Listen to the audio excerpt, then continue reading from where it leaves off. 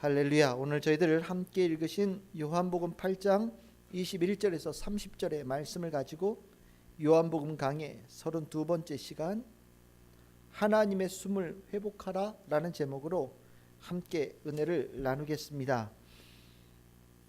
7장서부터 계속해서 예수님께서는 예루살렘에 가셔서 초막절 절기에 유대인들의 지도자들과 또한 그 앞에 모여있는 무리들과 대화를 나누시고 논쟁을 벌이신 이야기를 계속해서 진행되고 있습니다. 꽤나 길고 또 우리가 이렇게 읽기에는 아까 나왔던 얘기 아닌가? 라고 싶을 정도로 반복되는 얘기가 계속해서 진행되고 있습니다. 성경에 이렇게 반복되어지는 이야기, 같은 이야기를 계속해서 거듭거듭 이야기하는 것을 요한이 몰랐겠느냐? 저는 요한 너무나도 잘 알고 있을 거라고 생각을 합니다. 하지만 성경에서 이 반복되어지는 것을 요한이 적었을 때에는 그 이유가 있겠죠. 그 이유는 정말 예수님과 유대교 지도자들이 대화가 통하지 않았다라는 겁니다. 아마 이거보다 훨씬 더 많은 대화를 나누셨을 거예요.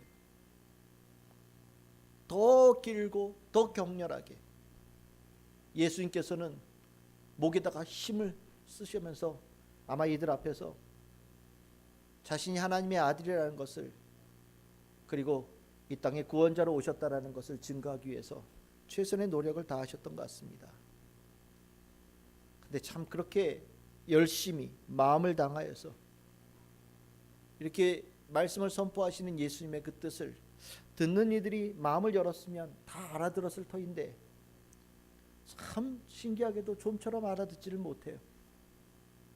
이야기를 하면 할수록 점점 더 둘 사이의 간격이 더 벌어지는 것 같은, 점점 시간이 지나면 지날수록 예수님과 유대교 지도자들의 사이는 점점 더 멀어지는 것을 우리는 성경을 통해서 볼 수 있습니다.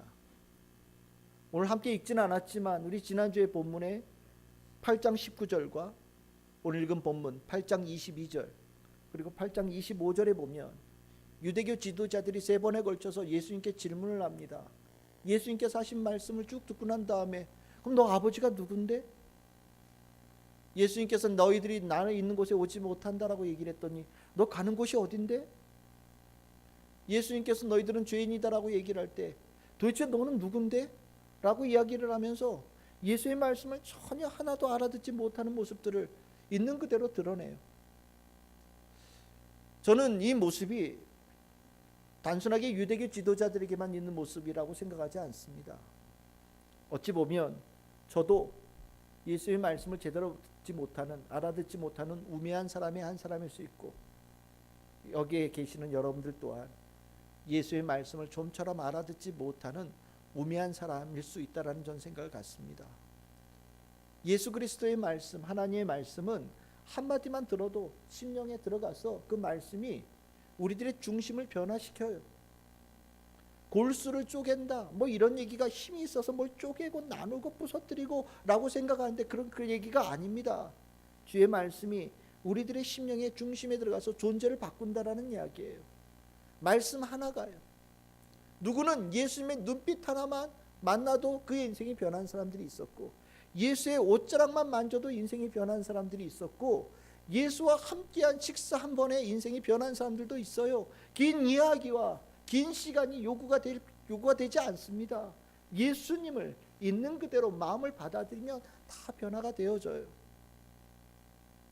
그런데 저나 여러분들이나 실은 이게 좀처럼 예수 그리스도를 맞았음에도 불구하고 변화의 폭, 진정한 변화가 일어나지 않는 이유들, 실은 우리들의 모습이 예수께서 원하시는 모습과 뭔가 근본적으로 다르기 때문에 일어나는 일이겠지요. 그래서 오늘 저는 이 본문을 이렇게 읽으면서 왜 이렇게 못 알아들었나, 왜 이렇게 예수님과 유대교의 지도자들이 그렇게 대화가 점점 통하지 않는 상태가 되었나, 오늘 이 문제를 좀 다루려고 합니다. 여러분들, 인간은 어떻게 만들어졌습니까? 하나님께서 흙으로 인간을 모양을 만드셨어요. 그 모양을 만드실 때 하나님의 모양과 형상대로 만들었다라고 얘기를 합니다. 하나님의 손길이 묻은 거지.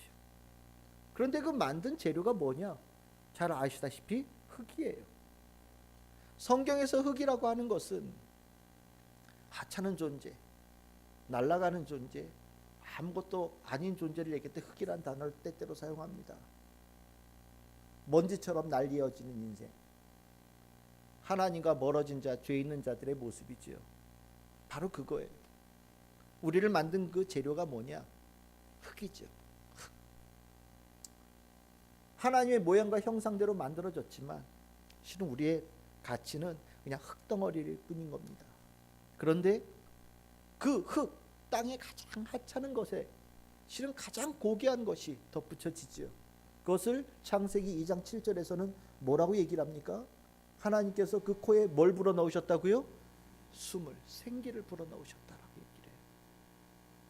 흙은 가장 미천한 건데 그 미천한 것에 하나님의 정말 거룩한 숨이, 생명의 숨이 그에게 딱 들어갔을 때 우리가 알고 있는 인간이 된 거예요. 그래서 우리 안에는 완전히 상반되어진 두 개의 요소가 우리 안에 있습니다. 인간에게 두 개의 요소가 있다라는 거예요. 우리의 지금 현재의 모습은 하나님의 모양과 형상대로 흙으로 짐을 받은 가운데 이 가운데 하나님의 생기를 부여받은 존재로 우린 이 자리에 있습니다. 그런데 우리 안에 이 함께할 수 없는 이 두 개의 요소가 우리들의 삶의 방향을 결정하도록 요구합니다. 한마디로 얘기하면 땅의 사람, 흙의 사람으로 살 것인가 아니면 하나님의 숨을 가진 자로 살 것인가에 대해서 우리들의 삶에 결정을 요구해요. 인생은 두 개의 길을 가지고 있는 겁니다. 예수를 믿어서 하나님의 숨을 가진 자의 인생을 살 것이냐 아니면 예수를 믿지 않아서 그냥 땅의 인간으로 머물고 사라질 것이냐. 이 두 개의 모습이 인생에게 나와 있는 거예요. 참 인생의 최고의 위대한 결정, 가장 중요한 결정이 저는 그거라고 생각합니다. 뭐 누구는 뭘 먹을까에 대해서 고민할지 모르겠지만 중화요리집에 가서 이걸 먹을까 저걸 먹을까 고민하는 것이 가장 어렵다고 얘기할지 모르겠지만 성경에서는 아주 단호하게 얘기를 해요. 인생에 두 개의 길이 있다. 너는 무엇을 선택하겠느냐. 예수님께서는 끊임없이 자기를 그렇게 소개합니다. 나는 위로부터 왔다. 나는 이 세상에 속하지 않는다. 근데 너희들은 아래에서 왔고 이 세상에 속하여 있다. 그래서 너희들이 나를 이해하지 못하는 거다라고 끊임없이 말씀하십니다. 그러면 누군가는 얘기할 거예요. 뭐 괜찮은데 땅의 사람으로 살아가면 뭐 이상한가? 땅의 사람으로 살아간다는 것이 뭐가 심각한 뭐가 문제가 있는가? 괜찮은데 오히려 교회 다니는 사람들이 더 이상해 보이는데 내가 더 멋있는 사람인 것 같은데 주장하는 사람들이 있을지 몰라요. 근데 예수님은 분명하게 이 부분에 대해서 얘기하십니다. 8장 24절에 이렇게 얘기를 하시죠. 땅에 있는 사람들에게는 위기가 있어요. 아래에 속한 사람에게는 위기가 있어요. 이 세상에 속한 자에게는 위기가 있다라는 거예요. 그 위기가 뭐냐? 죽음이 코앞에 와 있다라는 겁니다. 죽음이 코앞에 와 있다라는 거예요. 다른 말로 표현하면 땅의 사람에게는 이 죽음으로부터 벗어날 방법이 하나도 없다라는 거예요. 그런데 땅의 사람들은 한결같이 똑같은 모습을 갖는데 그것이 무엇이냐? 자기가 그런 위기 속에 있다라는 것을 모른다라는 겁니다. 땅의 사람의 특징이 뭐냐? 무지예요.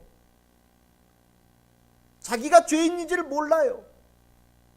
또한 자기의 삶에 엄청난 위기가 자기 앞에 있다라는 것을 깨닫지 못해요.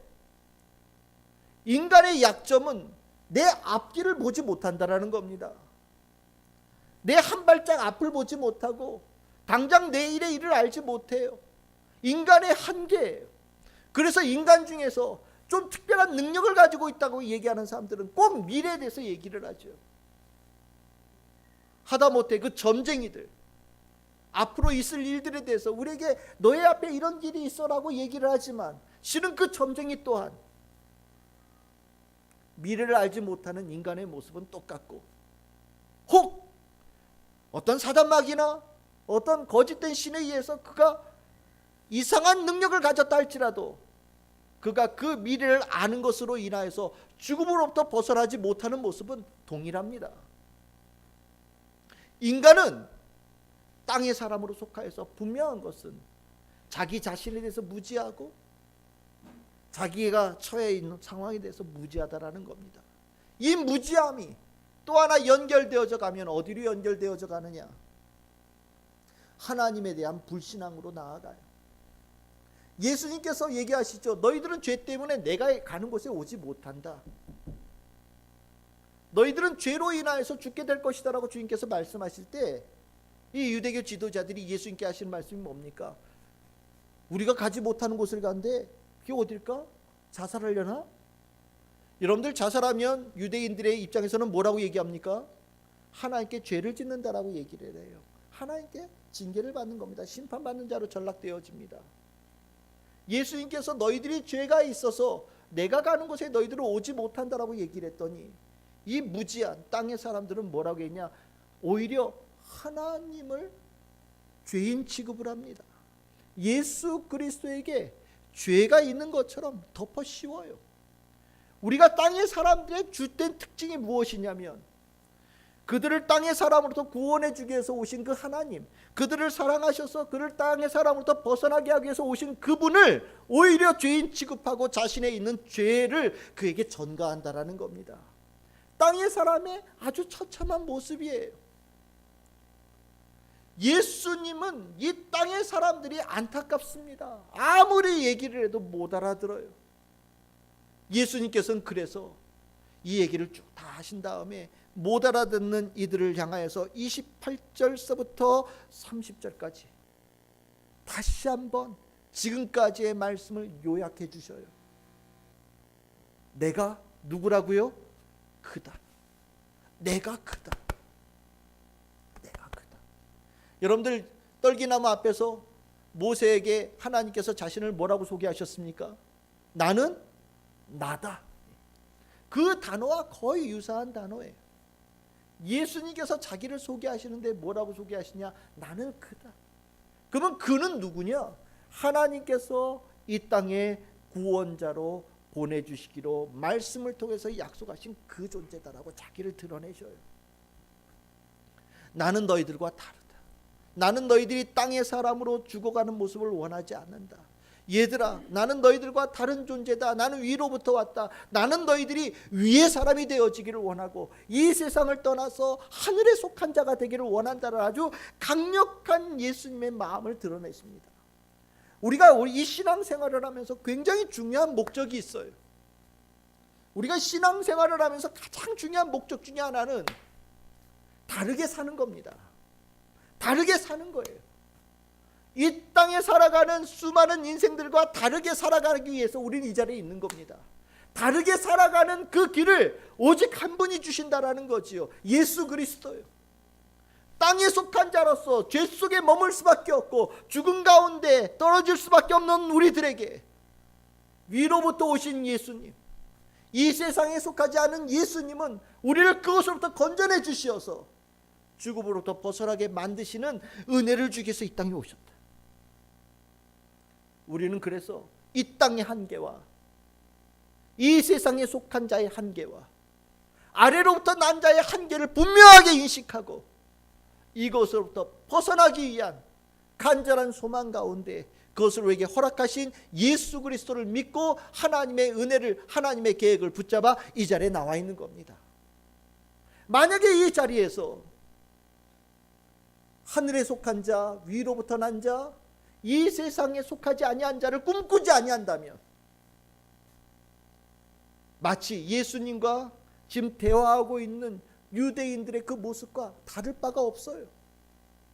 예수님은 계속해서 하늘에 대한 이야기를 하시고 예수님은 우리에게 생명에 대한 이야기를 하시고 예수님은 우리에게 구원에 관한 이야기를 하시는데 땅에 속한 자들은 부유함과 건강함과 넉넉함과 평안함에 대해서 한 이야기를 하는 그래서 좀처럼 이야기가 소통되어지지 아니하는 한계를 가질 수밖에 없다라는 겁니다.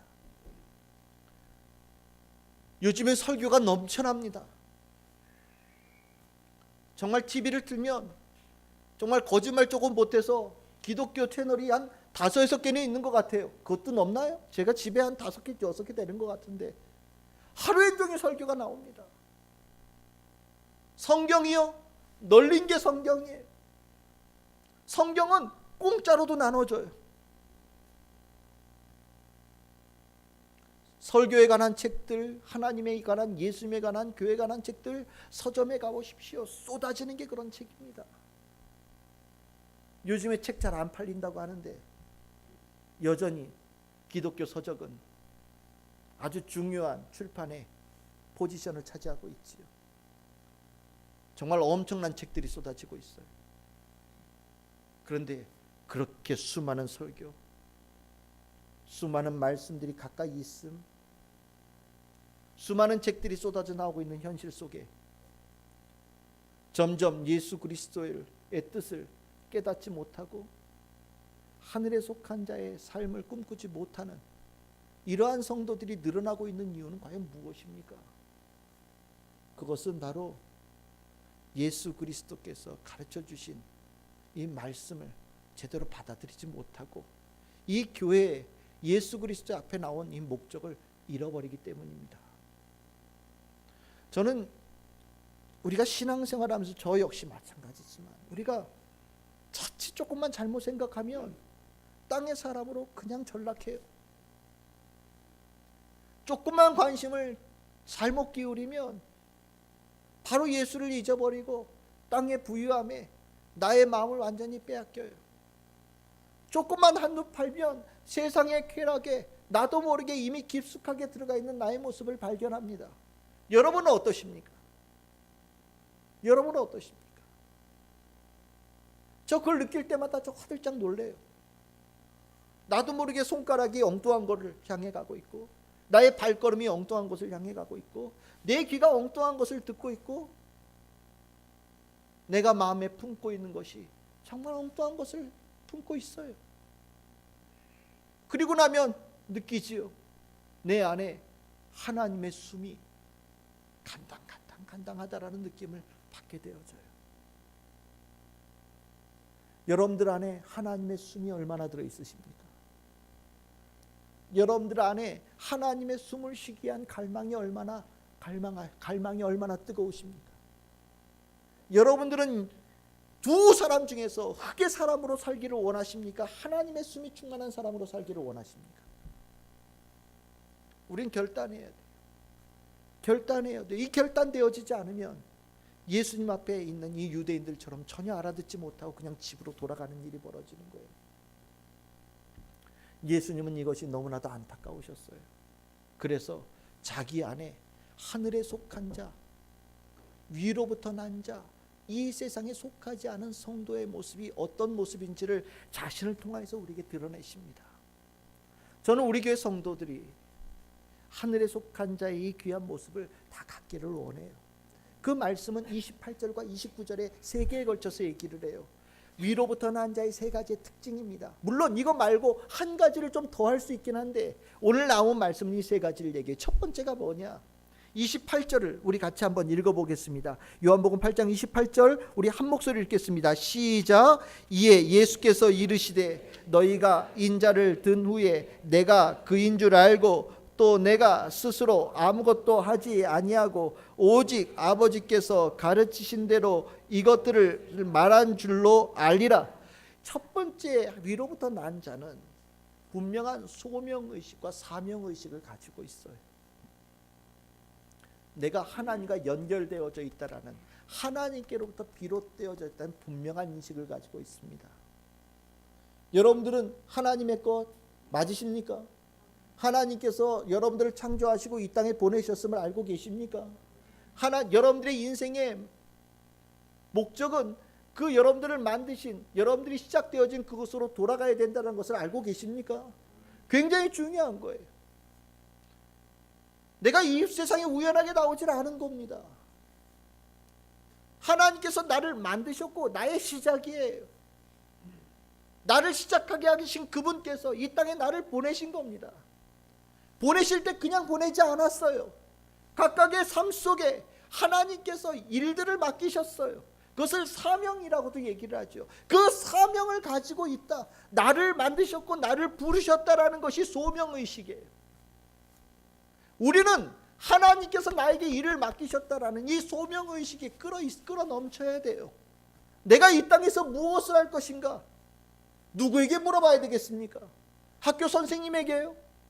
부모님에게요? 친구들에게요? 아닙니다.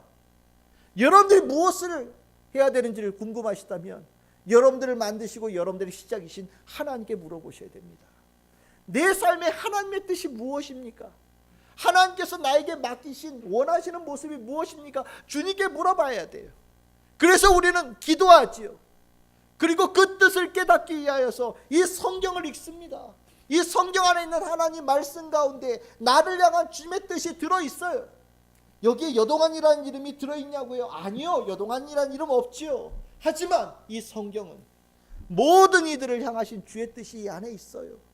다른 사람들은 그 말씀을 읽을 때 감동이 없을지 모르지만 하나님께서 각자의 심령 속에 계시는 그 성령께서 어떤 성경 말씀을 읽을 때 그 말씀이 내 안에 들어와서 운동하고 역사하고 내 삶을 이끌어가는 에너지를 만들어내셔요. 하나님의 뜻이에요. 바로 이거다. 네가 붙잡아야 될 것이 이것이고 네가 따라가야 될 것이 이것이고 내가 너에게 원하는 것이 이것이다라고 주님께서 각자의 말씀을 통해서 역사하셔요. 그 말씀이 있는 사람들은 헤매지 않아요. 술로 세월을 보내지 않습니다. 쓸데없는 쾌락에 빠져서 인생 허망하게 소비하지 않아요. 내 안에 계신 하나님의 말씀은 꽉 채워 있어요. 부족함이 없어요. 내 안에 하나님의 말씀이 내가 가야 될 길을 분명하게 가르쳐 주셔서 단 한순간도 헛된 발걸음이 되지 않도록 주께서 끊임없이 인도하여 가십니다. 사명의식이고 소명의식이에요. 이 사명의식과 소명의식이 없으면 위로부터 난 자가 될 수가 없어요. 교회 사역자들이 있죠. 교회 사역자들은 이 소명의식을 가지고 사역합니다. 신학교에 신입생을 뽑을 때 신학교마다 꼭 하는 게 뭐냐? 면접이에요. 다른 학교는 귀찮아서 안 하는 그거를 신학교는 꼭 면접합니다. 면접할 때 물어보는 게 뭐겠습니까? 예수님의 동생 이름을 대십시오. 뭐 이런 거 물어볼 것 같아요? 아브라함의 아들은 7이에요, 8이에요? 뭐 이런 거 물어볼 것 같아요? 성경에서 제일 오래 산 사람의 이름은 무엇입니까? 뭐 이런 거 물어볼 것 같아요? 아니에요.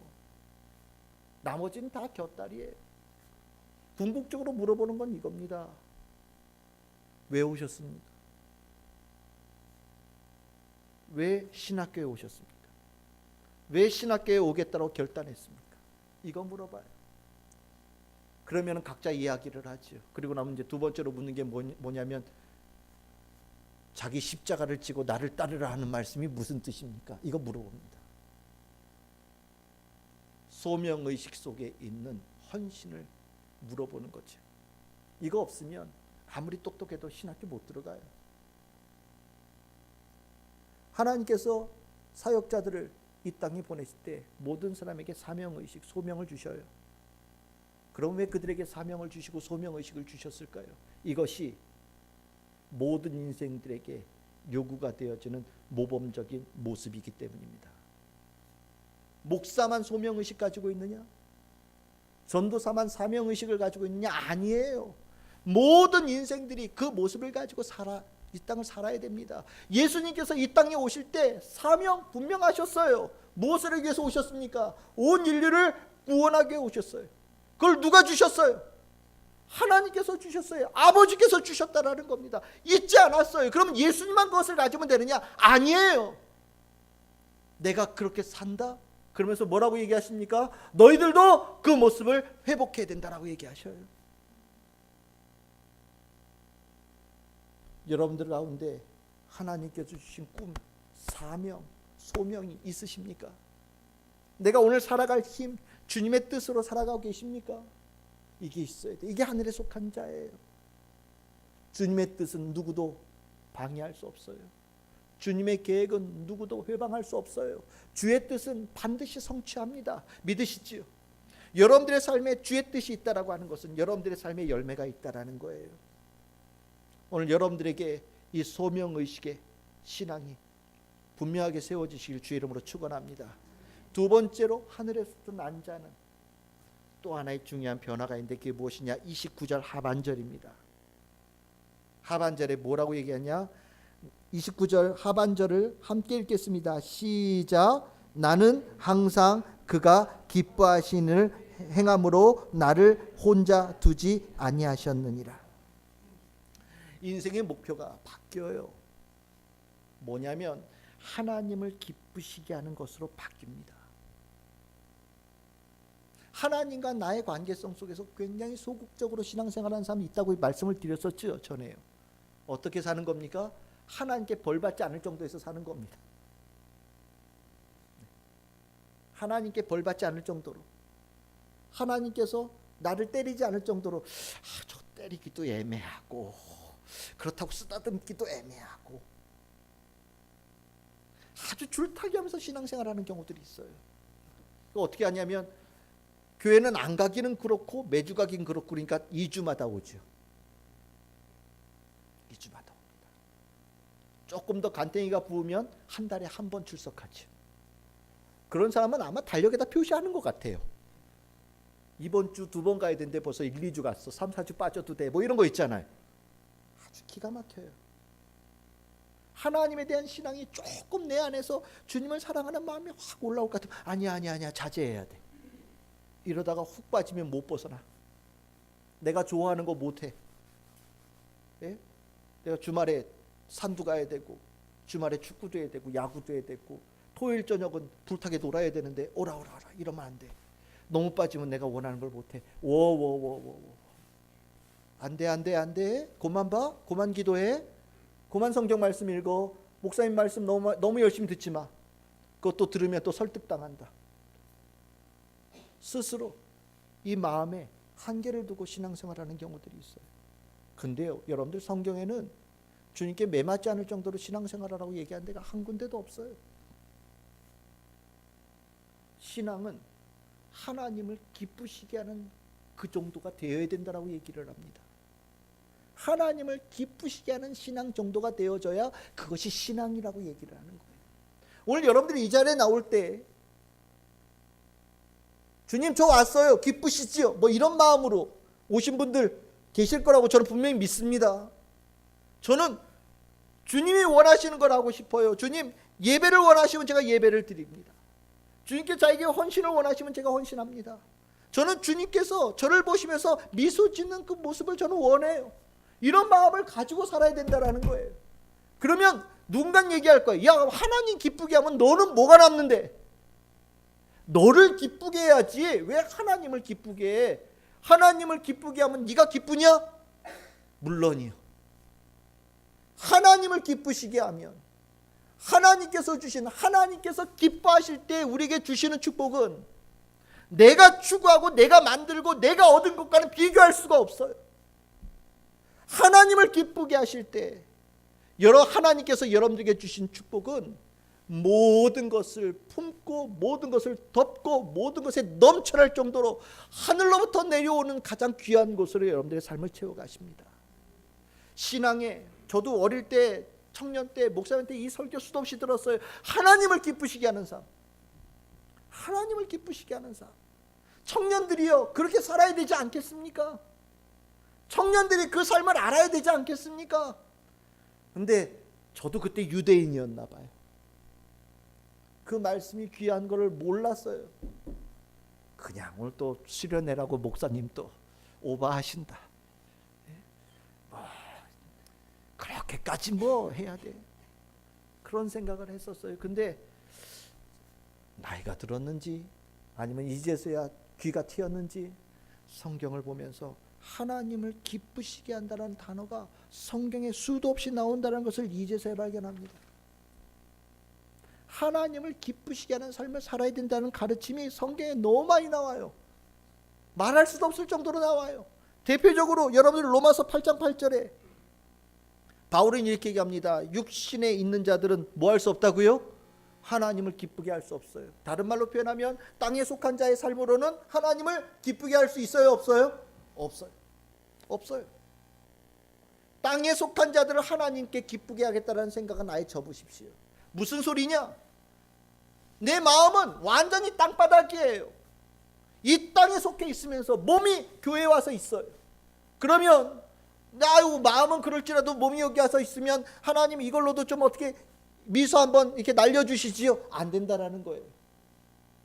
아니라는 거예요. 땅에 속한 자는 절대로 하나님께 미소 짓게 할 수 있는 능력이 나타나지 않습니다. 그러면 어떻게 되냐? 로마서 14장 17절 18절에 바울은 이렇게 얘기합니다. 하나님의 나라는 먹고 마시는 것이 아니다. 부함에 있지 않다는 거예요. 땅바닥에 있지 않다라는 겁니다. 오직 성령 안에 있는 의와 평강과 희락이라. 이로써 그리스도를 섬기는 자는 하나님을 기쁘시게 하며 사람에게도 칭찬을 받느니라.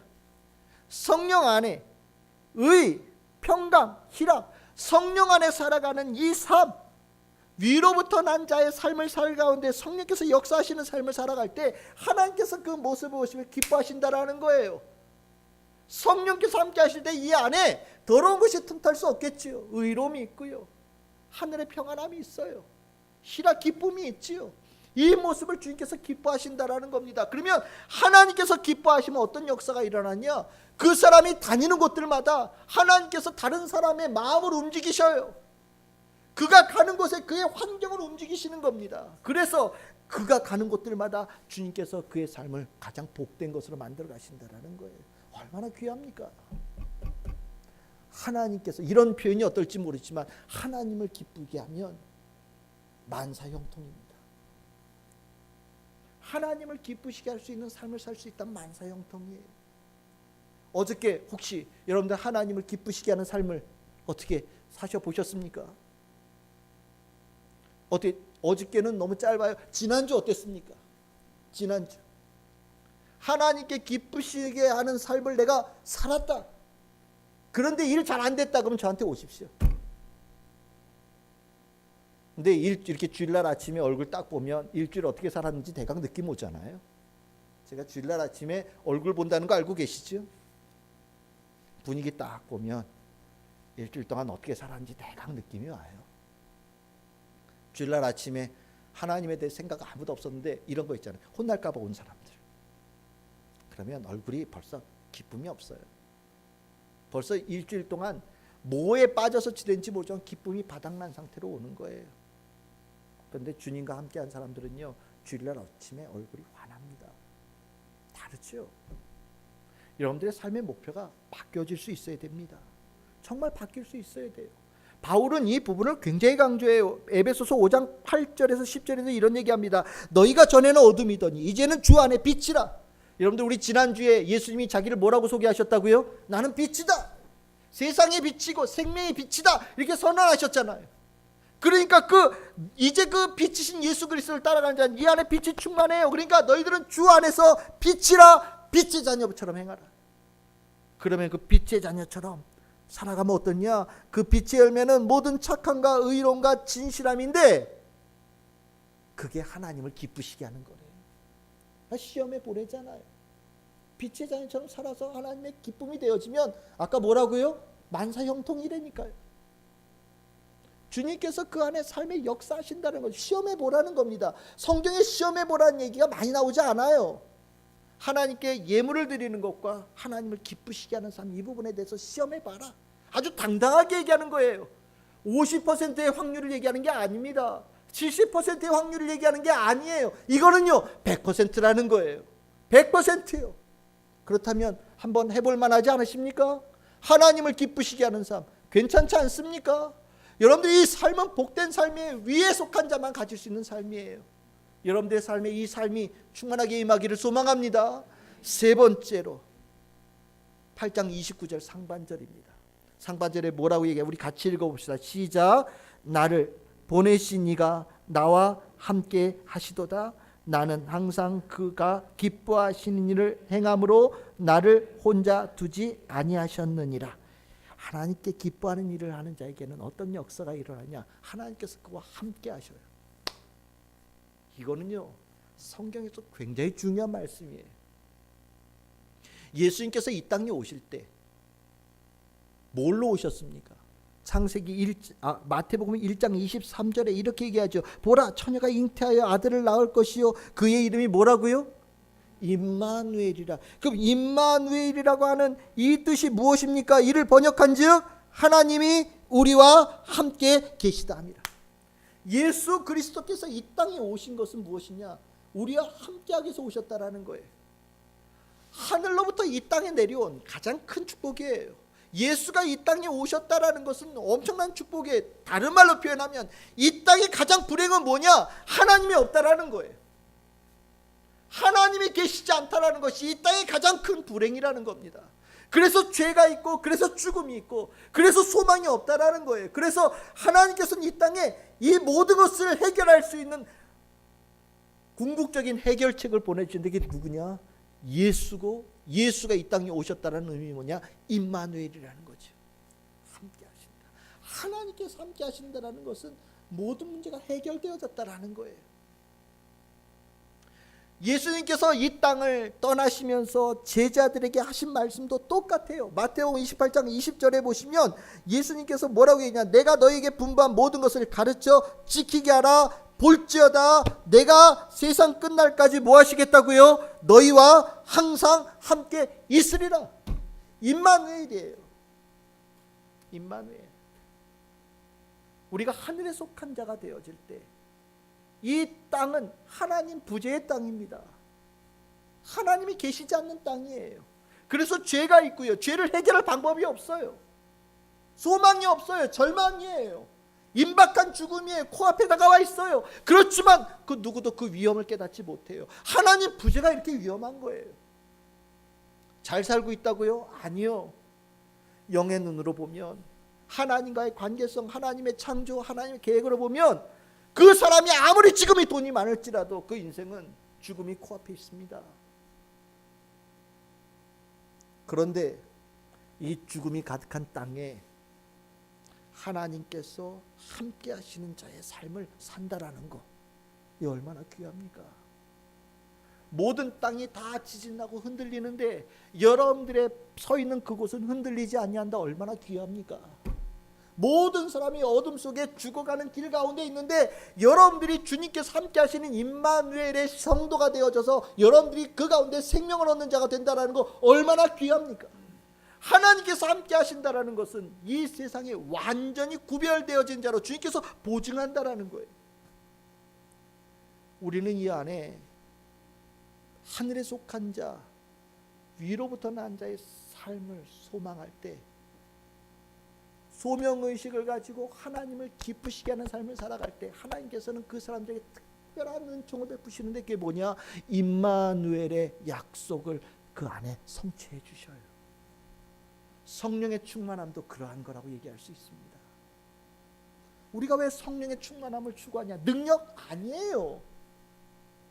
성령의 충만함은 임마누엘이에요. 나와 함께 하시는 겁니다. 내 안에 성령께서 함께 하셔서 세상이 더 어두울수록 더 빛나게 하시고, 세상이 해할수록 더 그 자를 보유하시고 지켜주시는 역사가 일어나는 거예요. 세상의 어둠 속에 누군가를 죽이고 누군가를 무너뜨리기 위해서 애쓸 때 성령이 충만한 자 임마누엘의 사람은 그 자리에 치유의 역사가, 회복의 역사가 일어나는 주께서 쓰시는 도구가 되어지는 겁니다. 다르지요? 이게 임마누엘의 신앙이에요. 하늘에 속한 자에게 주신 주의 축복이고 아주 중요한 징표입니다.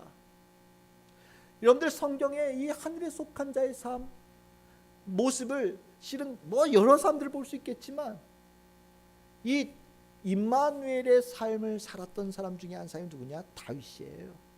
다윗은 그 유명한 시편 23편 4절에 이렇게 고백을 합니다. 내가 사막의 음침한 골짜기로 다닐지라도, 깜깜한 거지요. 죽음의 땅이지요. 하나님 부재의 땅입니다. 하지만 내가 해를 두려워하지 않는다라고 얘기를 해요. 왜요? 주께서 나와 함께 하시기 때문입니다. 임마누엘이 되어주면 두려움이 없어요. 두려워하지 않아요. 실패할까 봐 두려워하고 무너질까 봐 두려워하고 내일이 걱정되고 이런 일들이 일어나지 않아요. 주님께서 함께 하시면 내 안에 주의 뜻이 있어요. 나를 보내신 주의 뜻이 있어요. 나에게 맡기신 일들이 있어요. 주께서 그것을 이루어 가십니다. 죽지 않아요. 이 모습을 저는 여러분들이 사역자들에게서 보기를 원해요.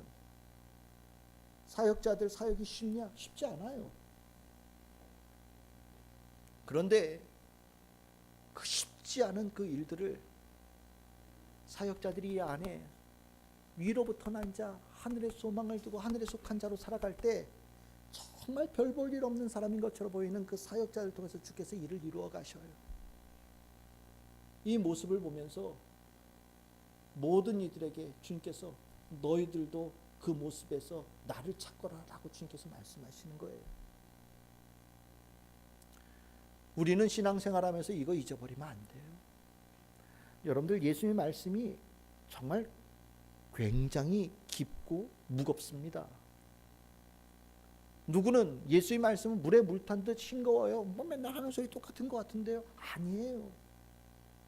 예수의 말씀은 읽으면 읽을수록 나누면 나눌수록 깊이가 있고 우리들의 정말 근원적인 문제를 건드셔요. 저는 여러분들이 예수의 말씀을 들을 수 있는 자들이 되어져서 예수를 따를 수 있기를 소망합니다. 귀 있는 자들 들었어요. 예수님의 이 이야기 들었어요. 그래서 30절에 보면 사람들이 믿었대요. 뭐를 하고요? 이 말씀을 듣고서요. 이제까지 예수를 믿었던 자들은 대체적으로 뭐였냐? 어떤 이적을 보고 어떤 행사를 보고 예수를 믿었었어요. 근데 7장 8장에 넘어오면서 예수 앞에 있는 무리들에게 처음으로 놀라운 변화가 일어나요. 그게 뭐냐면 예수님의 말씀을 듣고서 믿는 자들이 나타나기 시작해요. 무슨 소리입니까? 오늘 이 말씀 여러분들 들었잖아요? 여러분들에게도 믿음의 문이 열려 있다라는 겁니다. 믿지 못할 이야기가 아니라는 거예요.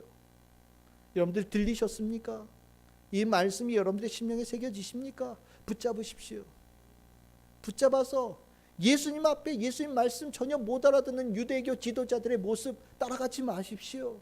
땅의 사람의 모습입니다. 아래에 속한 자의 모습입니다. 이 세상에 속한 자의 모습입니다. 아무리 멋있어 보여도 별거 없는 삶이에요. 예수님은 우리에게 위로부터 난 자, 하늘에 속한 자, 이 세상에 속하지 않은 자의 삶을 우리에게 가르쳐 주시고 우리에게 받아들이라고 여러분들을 초청하고 계셔요. 믿음으로 붙잡으시기를 바랍니다. 그래서 우리가 이 땅에 우리 참 즐거운 게 성도들이 하늘에 속한 자의 모델이 되어져서 죽어가는 영혼들을 살리고 그들을 주님께서 이끌어가는 하나님께서 쓰시는 아름다운 도구들, 주의 축복받은 인생들 다 될 수 있기를 주의 이름으로 축원합니다. 기도하겠습니다.